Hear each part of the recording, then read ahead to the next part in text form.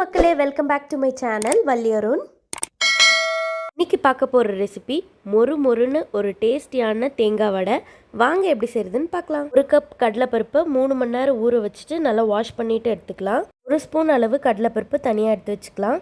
1/2 spoon சோம்பு, 4 துண்டு இஞ்சி, 3 வரமிளகாய், 1 ஸ்பூன் அளவு கல்லுப்பு. இப்போது இதை மிக்சியில் ஃபைன் பேஸ்ட்டாக அரைச்சி எடுத்துக்கலாம். 1 கைப்பிடி பெரிய வெங்காயம், ஃபைனாக சாப் பண்ண கொத்தமல்லி இலை, 1 கைப்பிடி துருவின தேங்காயை ஆட் பண்ணிக்கலாம். 1/2 ஸ்பூன் உப்பு, தனியாக எடுத்து வச்சுருந்த கடலைப்பருப்பை இப்போ ஆட் பண்ணிக்கலாம். இப்போ இதை நல்லா மிக்ஸ் பண்ணி விடுங்க. இப்போது சைமல்டேனியஸாக ஒரு பக்கம் எண்ணெய் ஊற்றி காஞ்சிட்ருக்கு. எண்ணெய் நல்லா காஞ்சிருச்சு. சின்ன சின்ன வடையாக தட்டிட்டு ஆட் பண்ணிக்கலாம்.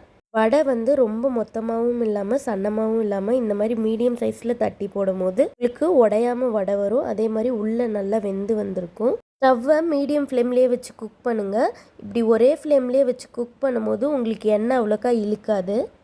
நல்லா கோல்டன் ப்ரௌன் கலரில் டர்ன் ஆகிற வரைக்கும் 2 பக்கமும் நல்லா திருப்பி போட்டு வேக வைங்க. ரொம்பவே சூப்பர் அண்ட் டேஸ்டியான கிறிஸ்பியான தேங்காய் வடை ரெடி ஆயிடுச்சு. வடையில் கொஞ்சம் கூட ஆயில் ஒட்டவே இல்லை, அவ்வளோ சூப்பராக வந்திருக்கு. நீங்களும் இந்த தேங்காய் வடையை செஞ்சு உங்கள் ஃபேமிலி மெம்பர்ஸை இம்ப்ரெஸ் பண்ணுங்கள். இது போல் இன்னொரு இன்ட்ரெஸ்டிங் ரெசிபியில் உங்களை சந்திக்கிறேன். தேங்க்ஸ் ஃபார் வாட்சிங். Please subscribe my channel. Bye by.